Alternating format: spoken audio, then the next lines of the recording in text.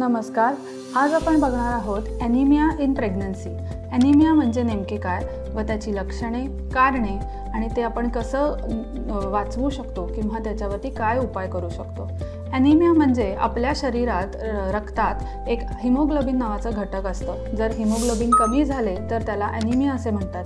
हिमोग्लोबिनचे प्रमाण जर 10च्या खाली असेल गर्भवती स्त्रीमध्ये तर त्याला ॲनिमिया इन प्रेग्नन्सी असे म्हणतात.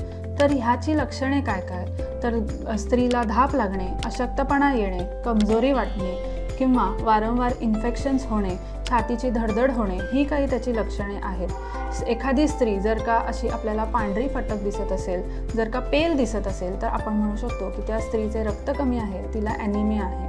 त्या ॲनिमियाची कारणं काय? बहुतेक करून ॲनिमिया हे आयर्न डेफिशियन्सी किंवा मेगॅलोब्लास्टिक म्हणजेच जर तुमच्या आहारात लोहाची किंवा विटॅमिन B12ची कमी असेल तर त्याच्यामुळे होते. जास्त प्रमाणात ॲनिमिया हाच असतो, परंतु अजून पण वेगवेगळ्या प्रकारचे ॲनिमिया असतात. पण गर्भवती स्त्रीमध्ये ॲनिमिया जो आपल्याला दिसतो तो आयर्न डेफिशियन्सी ॲनिमियाच असतो. तुमच्या आहारात जर लोहाची कमी असेल तर लोह कशात मिळते? हिरव्या पालेभाज्या, ड्राय फ्रूट्स, चिकन, अंडी ह्या सगळ्यामध्ये लोह असते. तर त्याच्यामुळे जर तुमच्या आहारात ह्या गोष्टी कमी असतील तर तुम्हाला आयर्न डेफिशियन्सी ॲनिमिया होऊ शकतो. तर आयर्न डेफिशियन्सी ॲनिमियाची स्त्रीवरती म्हणजे आईवरती किंवा बाळावरती काही इफेक्ट्स होऊ शकतात. तर बाळावरती होणार म्हणजे बाळाचे वजन कमी भरते, म्हणजेच त्याची वाढ कमी होते किंवा जन्मतः ते कमी वजनाचे असते. त्याचप्रमाणे डिलिव्हरी लवकर होणे हे एक होऊ शकते. आईमध्ये आयर्न डेफिशियन्सी ॲनिमिया किंवा नुसता ॲनिमिया इन प्रेग्नन्सीने वारंवार प्रेग्नन्सीमध्ये इन्फेक्शन्स होऊ शकतात आणि ते बाळापर्यंत सुद्धा जाऊ शकतात. तर ॲनिमिया कसा आपण प्रिव्हेंट करू शकतो? तर आपण आपल्या आहारात हिरव्या पालेभाज्या, फळं, ड्राय फ्रूट्स आणि तुम्ही जर नॉनव्हेज खात असाल तर अंडी, चिकन हे सगळं खाऊन तुम्ही ॲनिमिया हे वाचवू शकता. आता तुम्ही ॲनिमियाची ट्रीटमेंट कशी करणार हे बघूया.